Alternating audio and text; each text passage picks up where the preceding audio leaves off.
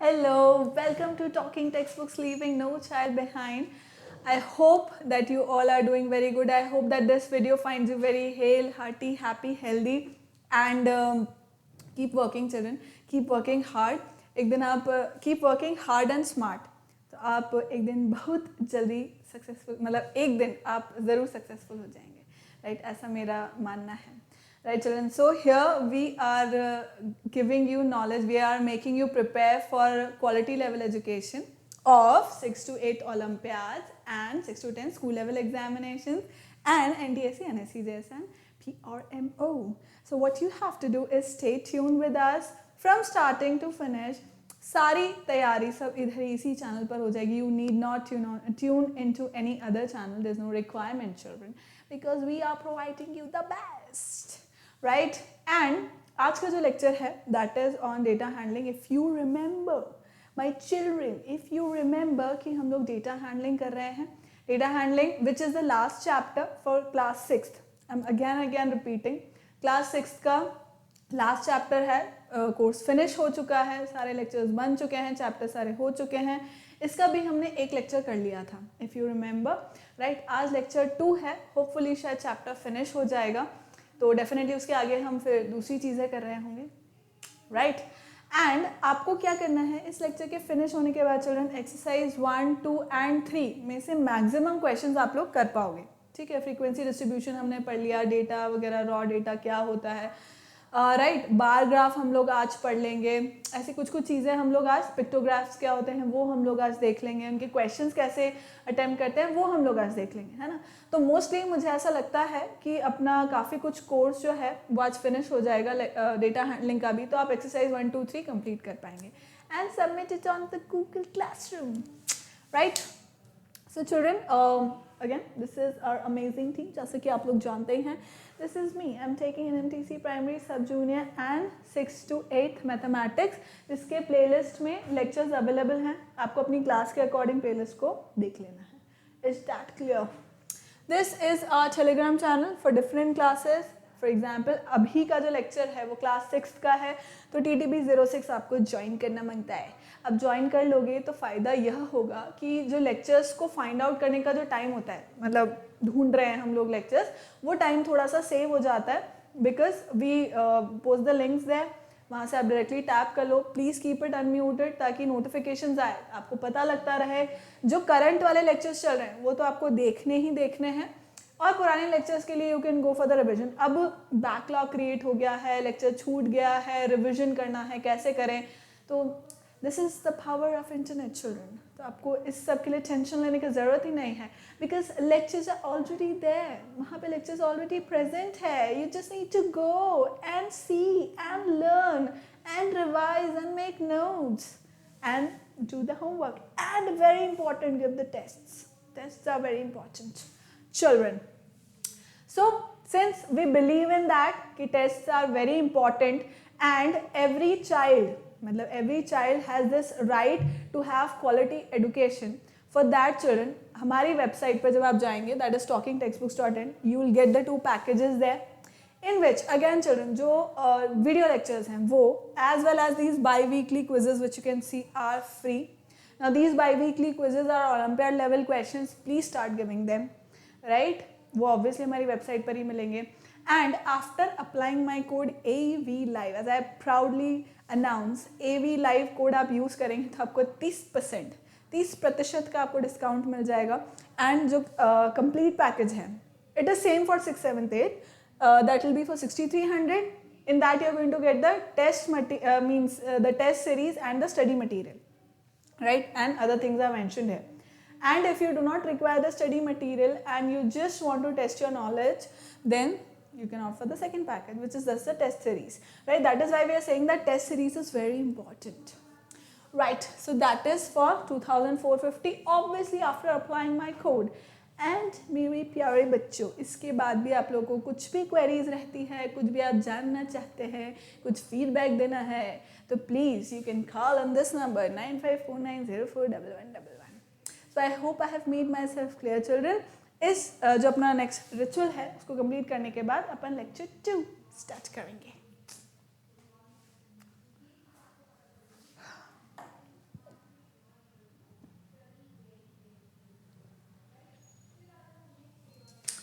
ठीक है, चलो ये तो अपन कर चुके थे children. Lecture 1 we have done.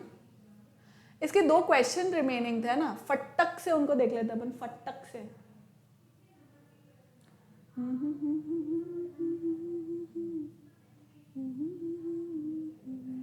Yes, ये रहा क्वेश्चन, इसको अपन देख लेते हैं अभी, फटक फटक से कर लेते हैं, फटक फटक से। Construct the frequency table for each of the following. तो इधर आएगा अपना observation, then it is frequency that we are supposed to write, then is the tally mark. Let's do it.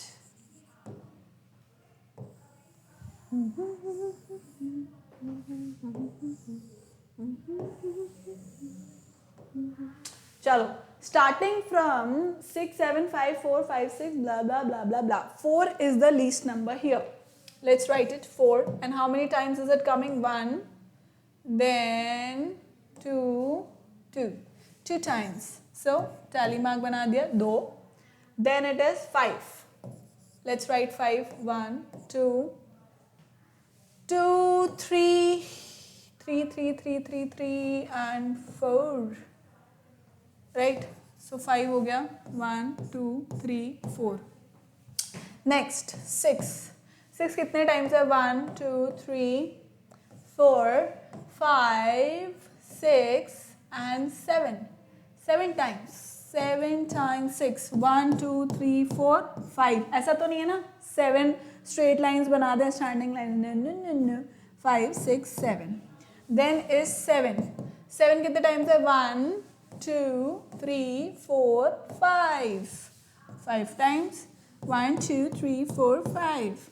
Next is 8. 1, 2. It is coming 2 times. 2 times. So 2 आ गया? No. गड़बड़ हो गई तो ज़्यादा ज़्यादा टेढ़ा हो गया. So one more standing line and 9. 9 कितने टाइम्स है बच्चे? 1 and 2 times. ओके, ये हो गया क्वेश्चन. आई होप आपने कर लिया होगा, पर मैंने फटक से करके बता दिया. फिर हमने ये क्वेश्चन किया था और ये क्वेश्चन भी मैंने करने को बोला था, तो अपन कर लेते हैं. The sale of shoes of various sizes at a shop on a particular day is given below. एक दिन में अलग अलग साइजेस के शूज़ की जो सेल हुई है वो यहाँ पे गिवन है, right. Various sizes at a shop on a particular day is given below. Represent about it in the form of frequency distribution table. तो sale of shoes of various sizes, ठीक है. तो यहाँ पे क्या आएगा? साइज, राइट, और उसकी फ्रीक्वेंसी, मतलब एक पर्टिकुलर साइज के कितने जूते सेल आउट हुए, right. And then is frequency and size, frequency and tally mark. चलो फटक से. सबसे small is 4 only. So 4 size का कितना सेल हुआ है बच्चे? 4, 1, 2. Then 3 नंबर का होता ही नहीं है तो हुआ ही नहीं है, मतलब होता हो तो आई डू नॉट नो, बट यहाँ पे तो नहीं हुआ है, सेल आउट तो नहीं हुआ है. मतलब 5, 1, 2, 3, 4, 5, तो 1, 2, 3, 4, 5. ठीक. नेक्स्ट है 6. 1, 2, 3, 4 हुए. 6 4 हुए. 1, 2, 3, 4. Then 7. 1, 2, 3, 4. 7 भी 4 हुए. 1, 2, 3, 4.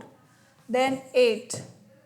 1, 2, 3, 4, 5, 6. 6 हुए.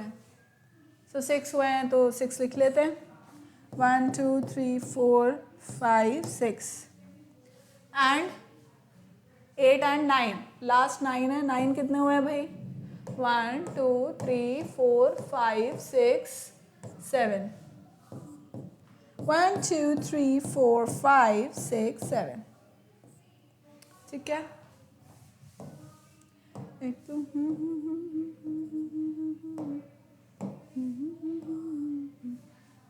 ठीक है, ठीक है बेटा, आगे बढ़ते हैं अपन, है ना।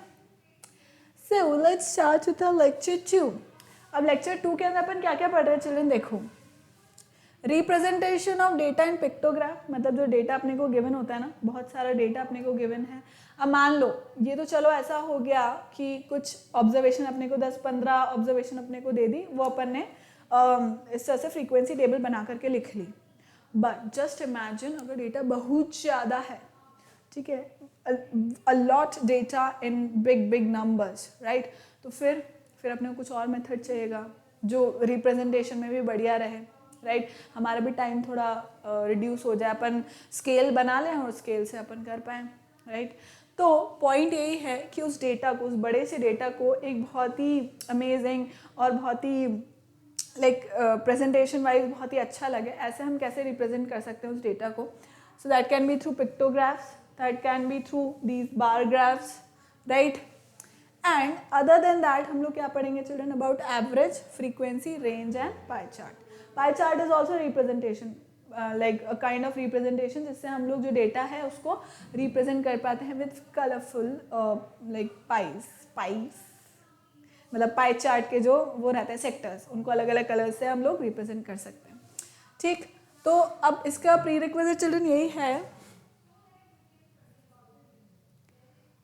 कि एक तो डेटा, रॉ डेटा ऑब्जर्वेशन, मतलब पॉइंट ये है कि जो इससे पहले वाला लेक्चर है ना, मैं अगर इसके यहाँ पे ब्रैकेट बना के लिख दूँ लेक्चर 1 तो भी गलत नहीं होगा। लेक्चर 1 आपको पता होना चाहिए कि भाई डेटा, रॉ डेटा क्या होता है, ऑर्गेनाइज करना उसका टैबुलर फॉर्म में, इसका क्या मीनिंग है, मतलब डेटा ऑर्गेनाइजेशन का क्या मीनिंग है, फ्रीक्वेंसी क्या होती है, तो ये सारे प्री रिक्विजिट्स अपने को पता होने चाहिए। और इस लेक्चर के बाद definitely we will be able to represent data in the form of bar graph, in the form of pictographs, थोड़ा बहुत हम पाई चार्ट समझेंगे, एवरेज कैसे निकालते हैं उसका फॉर्मूला देखेंगे, ठीक है, और कुछ क्वेश्चंस कर लेंगे। So let's start children. Alright, so what is pictographs?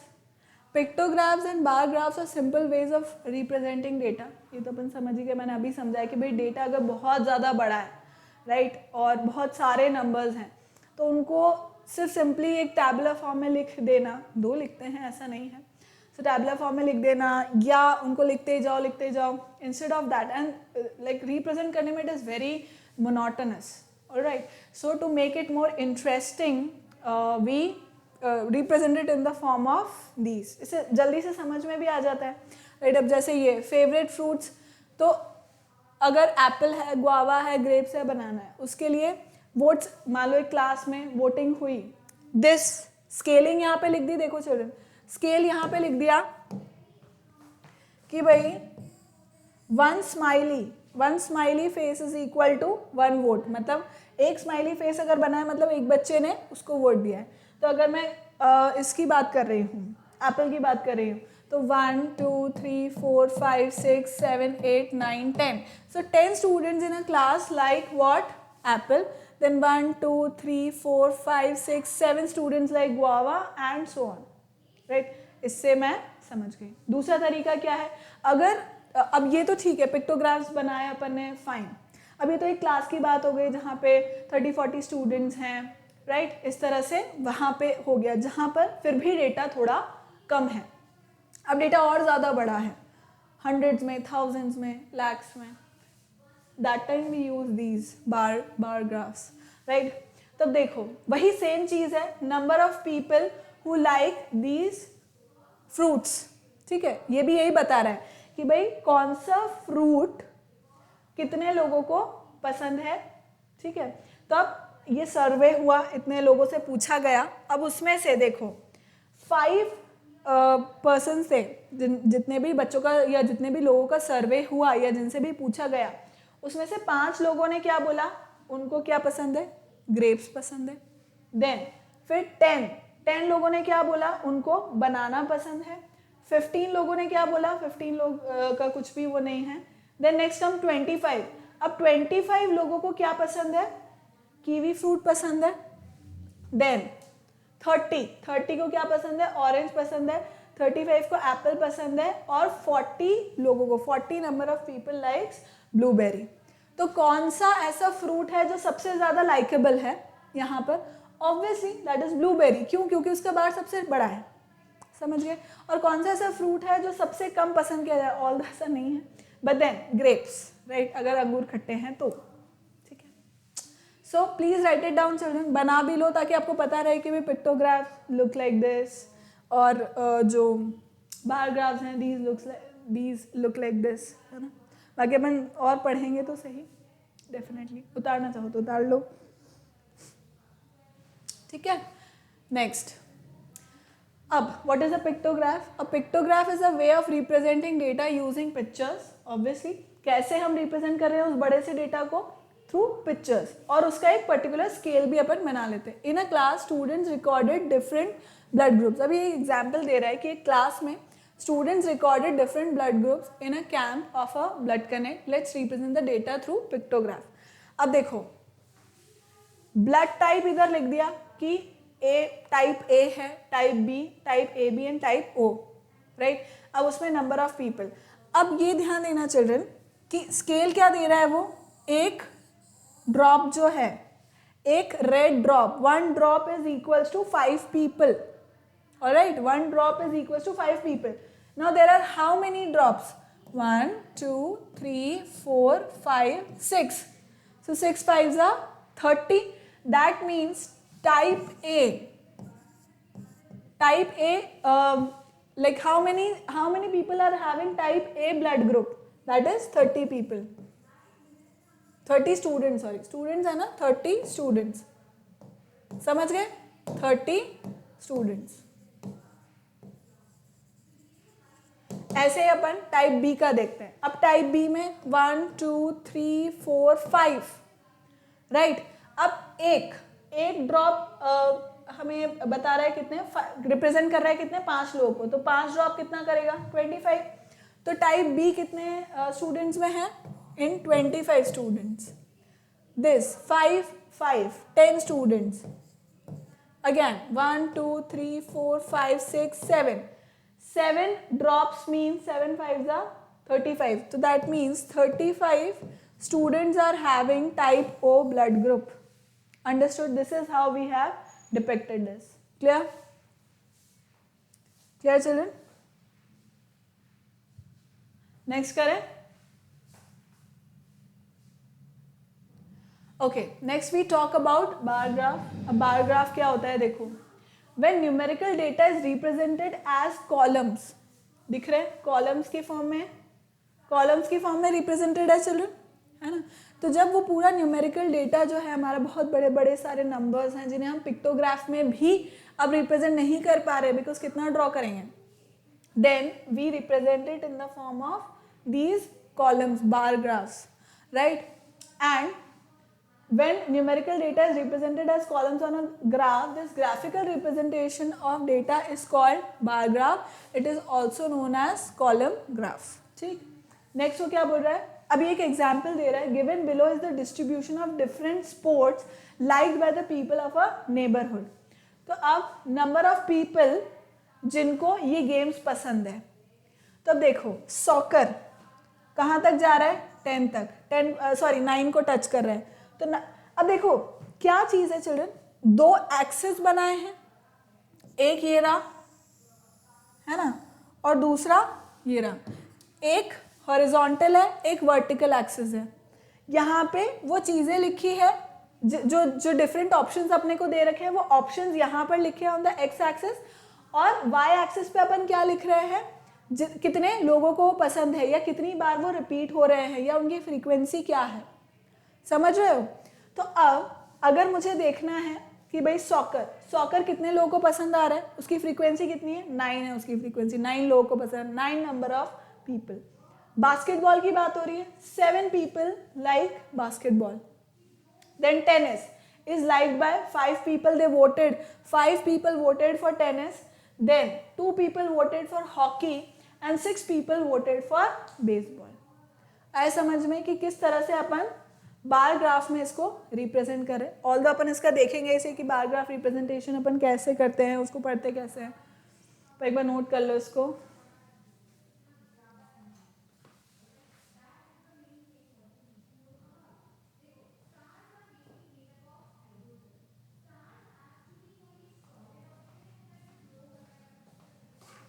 Let me drink water, children.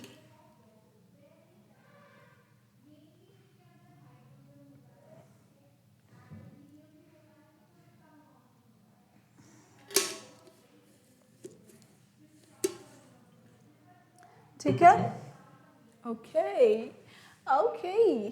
So properties of bar graph क्या होती है? प्रॉपर्टीज मतलब पॉइंट ये है कि भाई कैसे अपन उसको, मतलब उसके प्रॉपर्टीज ही बोलेंगे मतलब जब आप बार ग्राफ बना रहे हो तो उसमें क्या किन किन चीज़ों का आपको ध्यान रखना है, राइट। तो वो क्या बोल रहा है, each column is of equal width. मतलब बार ग्राफ बनाया तो हर एक कॉलम जो मैं यहाँ पे बना रही हूँ ना, देखो हर एक कॉलम जो यहाँ पे बन रहा है तो इसका जो विड्थ है चिल्ड्रन वो क्या होगा, बराबर होगा। ऐसा नहीं किसी का कोई पतला हो गया, कोई मोटा हो गया, कोई बिल्कुल ही इतना पतला सा हो गया, एक लाइन बना दी स्ट्रेट, ऐसा नहीं होना चाहिए। सबका विड्थ सेम होगा चिल्ड्रन। प्लीज़ अंडरस्टैंड, जो आप बार ग्राफ्स बनाओगे, एक तो जो स्क्वायर पेपर रहता है, जो ग्राफ पेपर रहता है, उस पर प्लीज़ बनाइए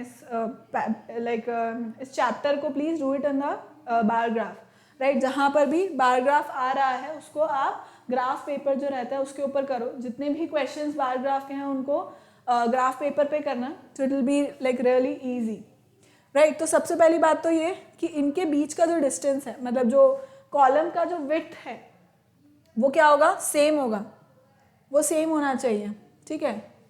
पहली बात ये हम समझ गए। There is equal space between each column. Second बात क्या बोल रहा है, इसके और इसके बीच का ये जो डिस्टेंस है ना चिल्ड्रन, ये वाला जो डिस्टेंस है ये भी क्या होना चाहिए, इक्वल होना चाहिए। क्या होना चाहिए, ये भी इक्वल होना चाहिए। आए बात समझ में? यहाँ से यहाँ तक का डिस्टेंस इक्वल, यहाँ से यहाँ तक का डिस्टेंस इक्वल, इसके बीच का डिस्टेंस इक्वल, इसके बीच का डिस्टेंस इक्वल, ठीक है, ये बात हुई। नेक्स्ट थर्ड पॉइंट क्या बोल रहा है, the height of each column indicates, height of each column indicates the value of the data. मतलब बास्केटबॉल है, कितने लोगों को पसंद आ रहा है, एक्सक्यूज मी 7 लोगों को, ठीक है। अब हॉकी है, कितने लोगों को पसंद आ रहा है, 2 को। तो इसकी जो हाइट है, ये जो हाइट है चिल्ड्रन, हर एक कॉलम की जो हाइट है वो मुझको क्या बता रही है, वो मुझे बता रही है कि ये डेटा का वैल्यू क्या है, इस डेटा का वैल्यू क्या है, ठीक है। हर एक कॉलम की हाइट मुझे ये बता रही है, ठीक। नेक्स्ट, ऑल बार्स और columns are drawn on the same common base. सबका बेस क्या है चिल्ड्रन, कॉमन है, बेस कॉमन है। एक्स एक्सिस लिया है अपन ने, एक्स एक्सिस पे हो रहा है, सबका बेस कॉमन है। Next, then to make the bar graph attractive the bars में बी कलर्ड। अगर हमें रिप्रेजेंटेशन बहुत ही अमेजिंग करना है, सो चिल्ड्रन पॉइंट यह है, देखो अब समझो, ये जो कलर वाली बात है ना, ये अपने को जो ऑब्जेक्टिव पेपर है ना उसके अंदर नहीं करनी होती। ऑब्जेक्टिव पेपर जो ओलंपियाड लेवल के जो ऑब्जेक्टिव पेपर्स होते हैं चिल्ड्रन, उसमें कलरिंग मत करने बैठ जाना, वरना आपका टाइम वेस्ट होगा। अपन को वहाँ पे कलर नहीं करना है। अपने को कहाँ कलर करना है, जब अपन सब्जेक्टिव पेपर दे रहे हैं, स्कूल के पेपर्स दे रहे हैं, या ऐसे ओलंपियाड पेपर्स दे रहे हैं जहाँ पे सब्जेक्टिव पैटर्न ही है, right. Only then you are suppose to draw the graph draw ही तभी करना है जब सब्जेक्टिव पेपर है, एंड उसको कलरिंग भी आप तभी करोगे। और कलरिंग सबसे लास्ट में करना, दैट आई वुड सजेस्ट। सबसे पहले पूरा पेपर कंप्लीट करके फिर लास्ट में कलरिंग करेंगे, to have like to represent it more nicely, right. Obviously बात है। Then bars are very helpful for visual comparison of data, है ना। विजुअल कंपैरिजन हो रहा है, मतलब देख करके आपको समझ में आ रहा है। अब जैसे पॉइंट ये देखो चिल्ड्रन, मान लो डायरेक्ट दिया हुआ होता soccer, then soccer is given as 9 people likes it, then basketball कितने लोगों को पसंद आ रहा है भाई? 7 लोगों को। टेनिस कितने लोगों को पसंद आ रहा है? अच्छा 5 लोगों को। ठीक है, अब पॉइंट ये है कि सारा डेटा इस तरह से लिखना और एक ऐसे देखना किसमें ज़्यादा मज़ा आ रहा है, बताइए कौन सा ज़्यादा बढ़िया लग रहा है? ऑब्वियसली ये। ठीक है, तो बस यही बात है, यही इसकी प्रॉपर्टीज़ है। मज़ा आता है देखने में, बनाने में भी हर तरह से, राइट। बट देन थोड़ा टाइम कंज्यूमिंग होता है चिल्ड्रन। ये चैप्टर में जो बार ग्राफ वगैरह पिक्टोग्राफ्स और ये सब होते हैं, ये टाइम कंज्यूमिंग होते हैं। Let's me tell you. ठीक है, सो प्लीज़ इसको उतार लो बेटा। प्रॉपर्टीज़ जो आपको पता होनी चाहिए कि भाई जो कॉलम का विड्थ है वो सेम होना चाहिए, कॉलम्स के बीच का जो स्पेस है, व्हाट डिड आई से, कॉलम का जो विड्थ है हाँ वो सेम होना चाहिए, जो कॉलम्स बने हुए हैं उनके बीच की स्पेसिंग इक्वल होनी चाहिए, सेम बेस पर होने चाहिए सारे के सारे जो कॉलम्स बने हुए हैं वो, कॉलम की जो हाइट है वो डेटा का जो वैल्यू है उसको बता रही है। ये सारा इन्फॉर्मेशन, ये सारी चीज़ अपने को क्लियर होनी चाहिए माइंड में। ठीक है बेटा। नेक्स्ट करें।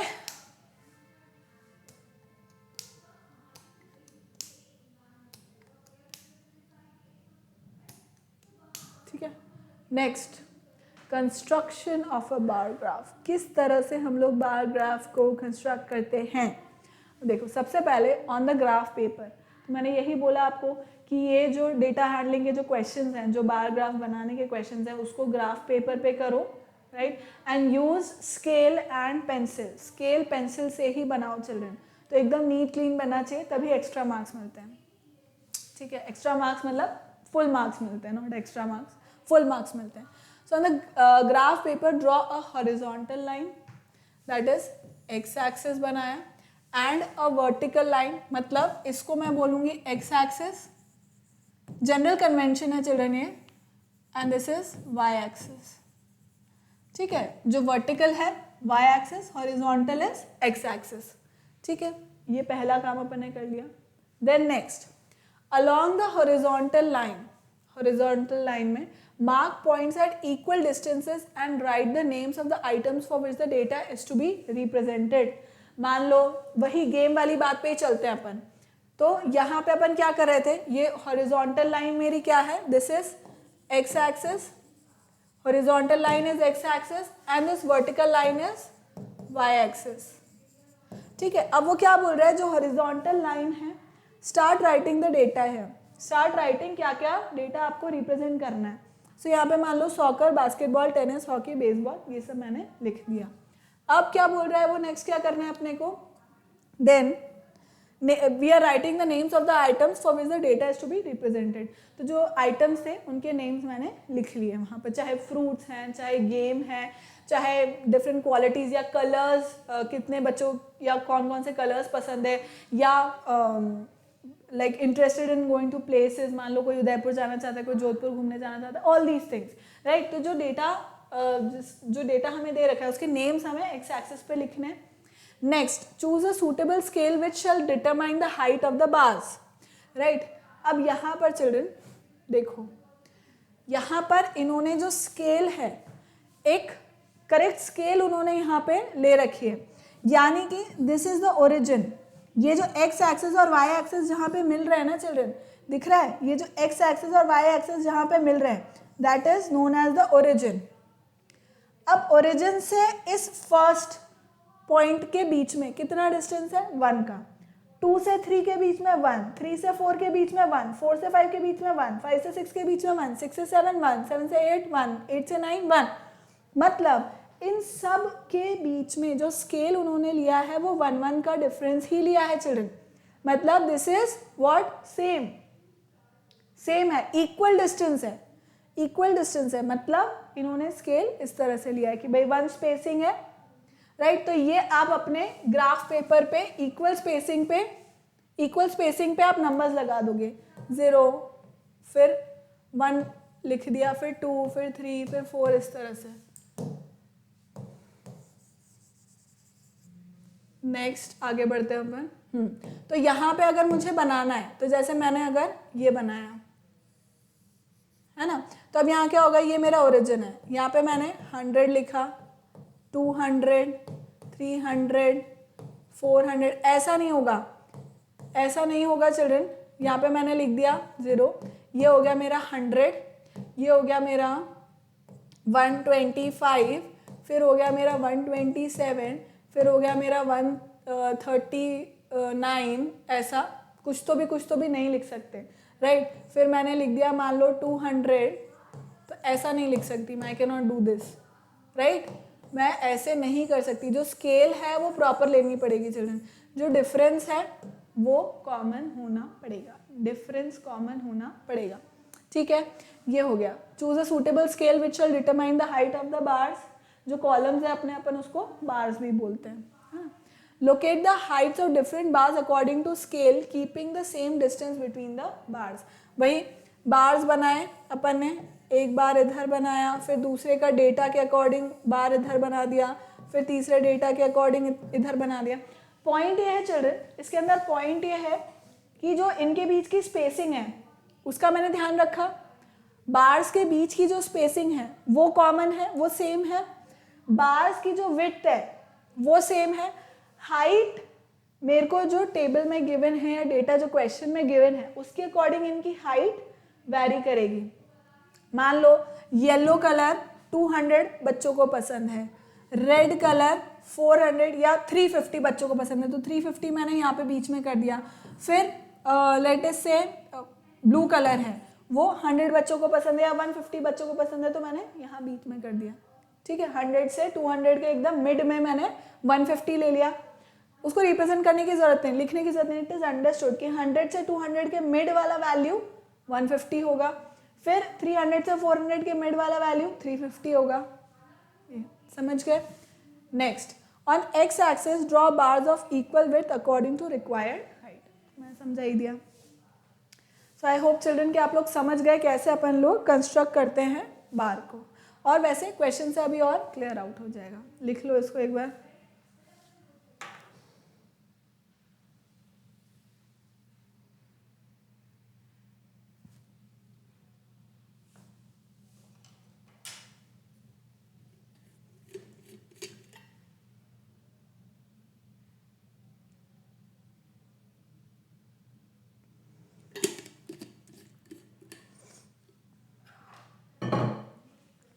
चलो नेक्स्ट, alright, reading a bar graph. Bar graph मुझे गिवन है, उसको मुझको रीड करना मांगता है ना। So reading of the bar graph is the process of interpreting the bar graph to gather information. मेरे पास बार ग्राफ एक मुझे गिवन है, अब मुझे इसे देखना है और समझना है कि ये क्या समझा रहा है, ये बार ग्राफ मुझे क्या कहना चाह रहा है, ये मुझे उसकी भावनाओं को समझना है, ठीक है। तो अब भावनाएं मतलब भावनाएं नहीं है यहाँ पर, ऑब्वियसली डायरेक्ट डेटा गिवन है, वही देखना है अपने को। सो अब ये ग्राफ मुझे क्या बता रहा है कि एक्स एक्सिस पे, हॉरिजॉन्टल एक्सिस पे क्या है, सिटीज के नेम गिवन है, पंचगनी, पुणे, चंद्रपुर, माथेरन और नासिक, ठीक। और वाई एक्सिस पे मुझे क्या गिवन है, टेम्परेचर्स, हर एक सिटी का ऑन अ पर्टिकुलर डे या पर्टिकुलर मंथ या व्हाटएवर एवरेज निकाल रखा है, हम किसी पर्टिकुलर डे का मान लेते हैं, ठीक है। तो यहाँ पे क्या दे रखा है, इन सब सिटीज के टेम्परेचर क्या थे, रिस्पेक्टिव टेम्परेचर्स क्या थे, वो मुझे यहाँ पर बता रखा है। और ये देखो स्केल दे रखी है, 1 unit is equals to 5 degree Celsius, 1 unit is equals to 5 degree Celsius. मतलब देखो, अब देखो यहाँ पर स्केल देखो, यहाँ 0 से 5 में 5 का डिफरेंस, 5 से 10 5, 10 से 15 5, 15 20 5 5 5 5, तो उन्होंने बोल दिया 1 यूनिट कितना है, 5 डिग्री सेल्सियस का, तो 5 का डिफरेंस है, राइट। तो अब ये कुछ चीजें हैं जो मैं इंटरप्रेट कर पा रही हूँ, समझ पा रहे हो। इस ग्राफ को देख करके मैं ये सब चीजें रिप्रेजेंट मतलब पढ़ पा रही हूँ, ठीक है, मतलब रीड कर पा रही हूँ उस ग्राफ को। तो अब पंचगनी का टेम्परेचर कितना है, 25 डिग्री सेल्सियस, मैंने पढ़ लिया, देख लिया। पुणे का कितना है भाई, पुणे का है 30 डिग्री सेल्सियस।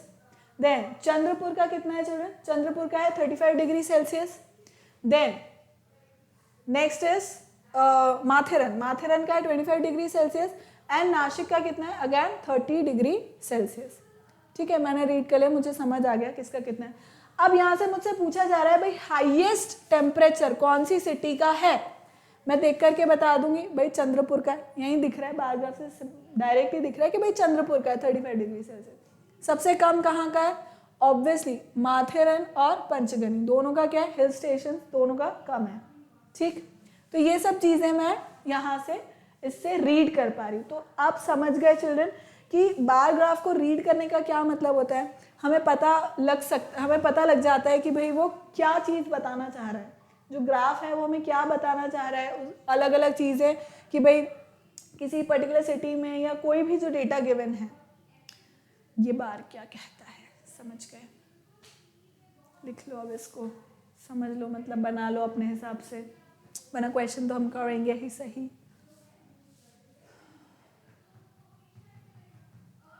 Next questions. अब अपन क्वेश्चन पे आते हैं, जो अपन ने पढ़ा अभी तक उसी के बेस्ड क्वेश्चंस करते हैं। अभी क्या बोल रहा है? The number of students who absented from the class during a week are given below.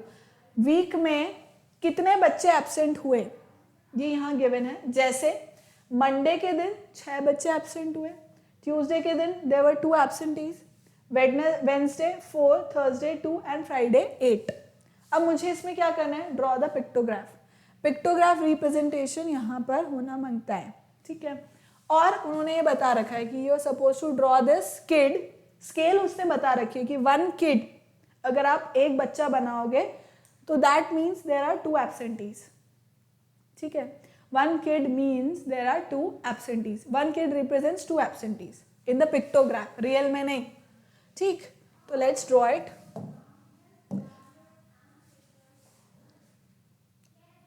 Day of the week,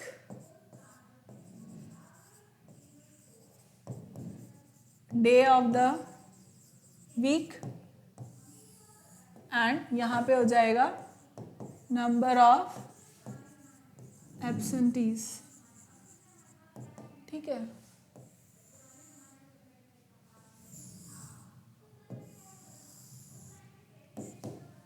अब देखो यहाँ पे लिख देते हैं अपन मंडे, ट्यूसडे, वेंसडे,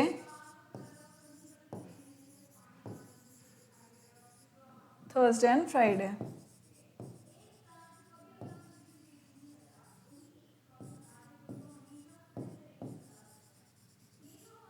ठीक, अब let's draw it. Now children, obviously I am not going to draw something like this because it is very typical and it will take a lot of time, also a lot of practice for me. So मैं directly क्या बनाऊंगी children? I'll make it like this. तो इससे explain हो जाएगा, right? अब Monday को कितने हैं? मंडे को एब्सेंटीज कितने हैं? 6 हैं। तो मैं कितने बनाऊंगी? 3 बच्चे बना दूंगी। This represents 2 kids. This represents 2 kids again, and total students कितने हो गए? 1 2 3 4 5 6, ठीक है। Because this is representing 2 absentees, ठीक है। तो इसका मतलब 1 2 3 4 5 6 students are absent on Monday. Tuesday को कितने हैं भाई? Tuesday को दे रहा only 2,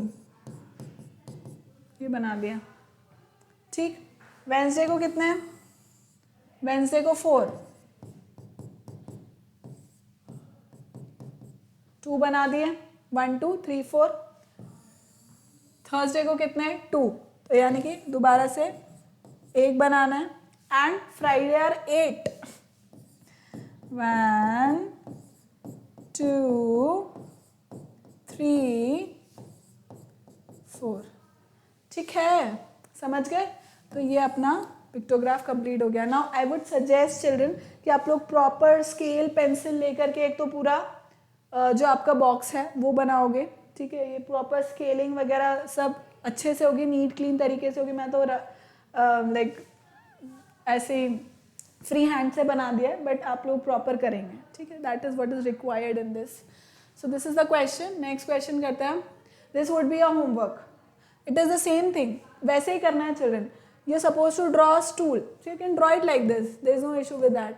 ऐसे बनाया, ऐसे कर दिया, you can draw it like this, इस तरह से ड्रॉ कर सकते हो, कैसा भी जैसे आपके लिए ईजी हो ना चिल्ड्रन वैसा कर सकते हो।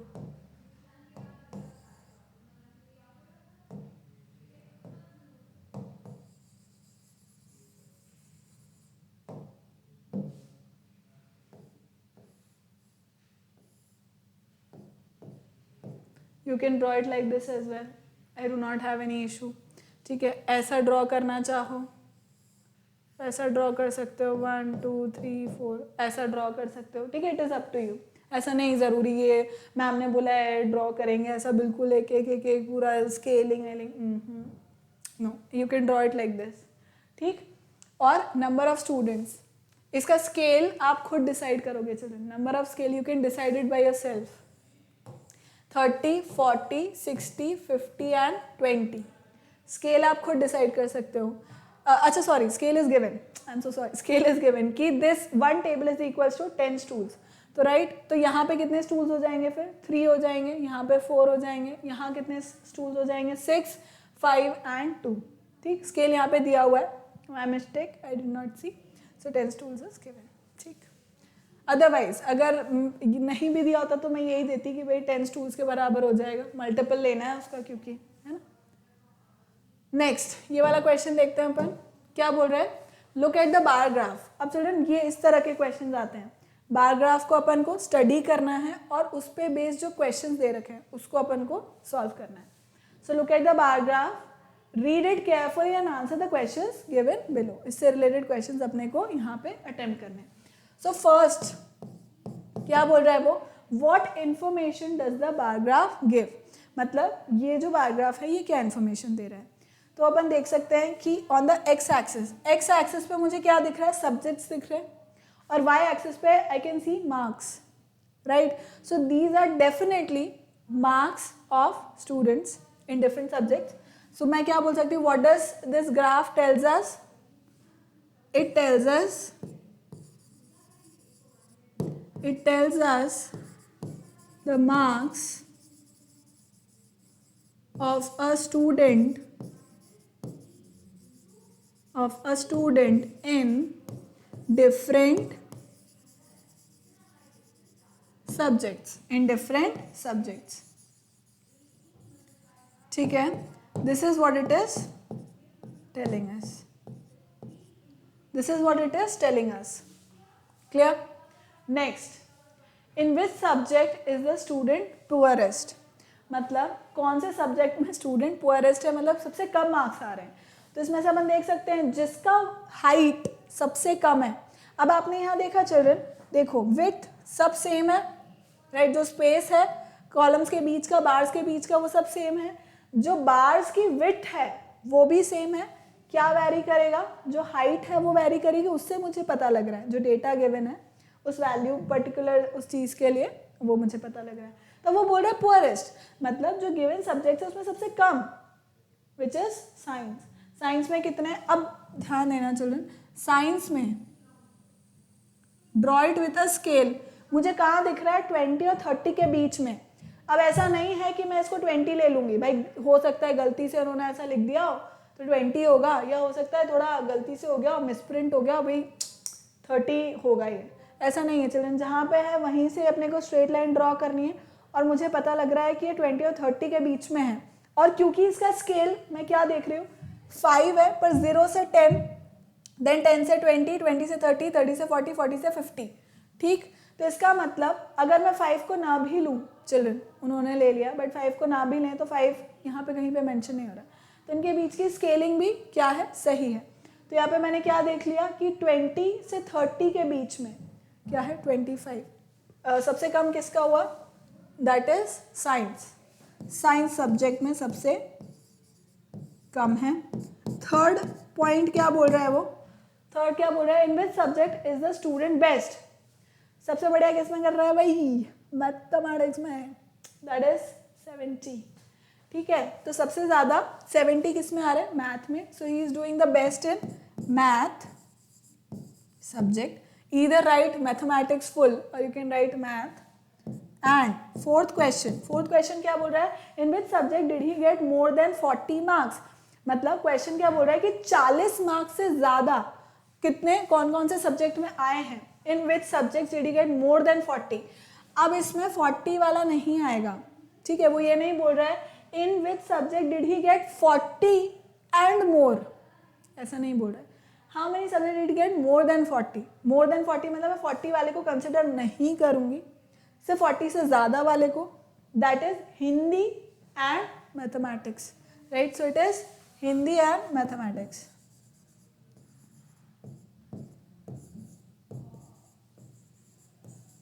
ऑलराइटी, छाप लो, लिख लीजिए प्लीज बच्चे।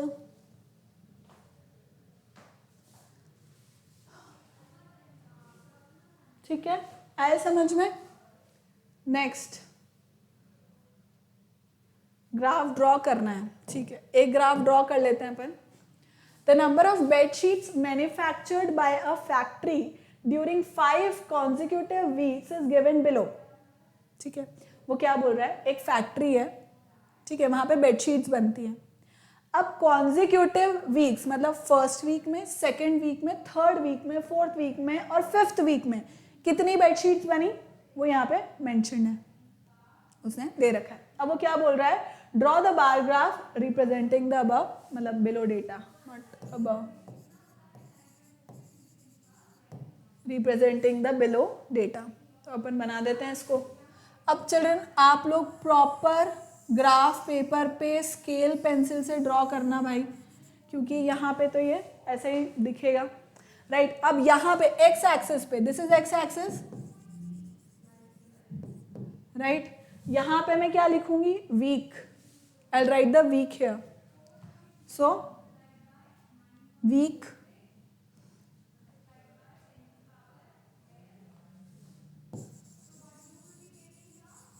weeks this side, this is y axis, second children, this is time taking, so please be patient, ठीक है। so this is y axis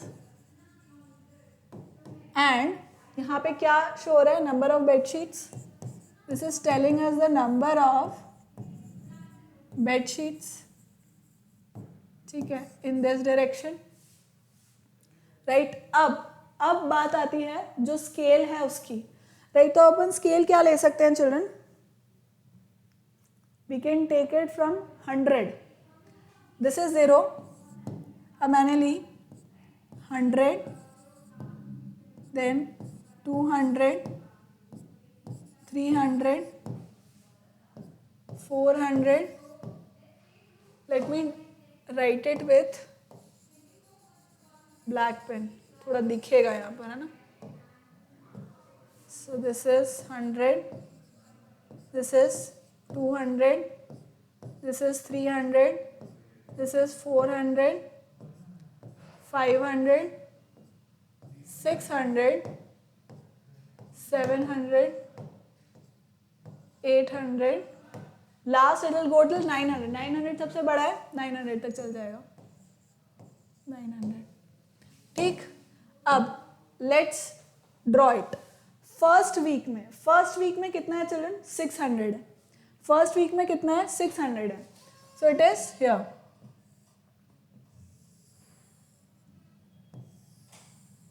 this is the first week, कितना है चिल्ड्रन, 600, ठीक है।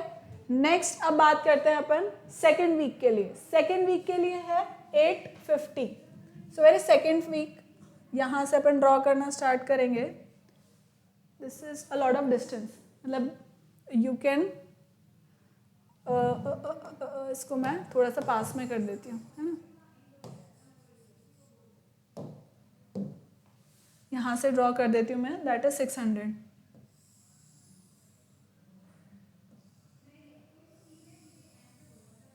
This is first week, then second week के लिए it is 850, so 850 is somewhere here children,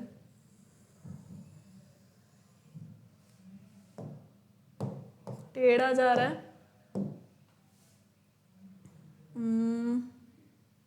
somewhere here,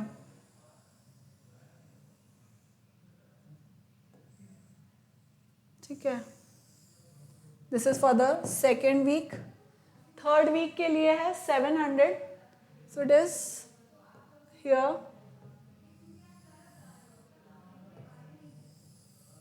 this is the third week. Fourth week के लिए है 300, which is here somewhere.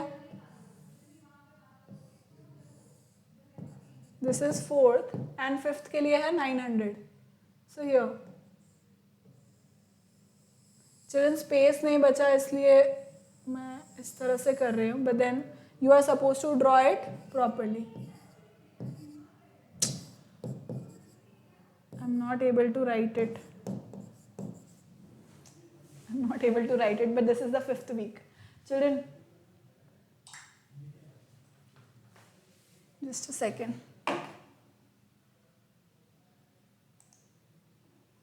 ठीक है बच्चों. So I hope you have understood. अब अपन क्या करेंगे जीवन में, अब अपन बाकी के जो क्वेश्चंस हैं वो अपन आगे करेंगे. नेक्स्ट क्लास में अपन बाकी की चीज़ें पढ़ेंगे चिल्ड्रन. ठीक है.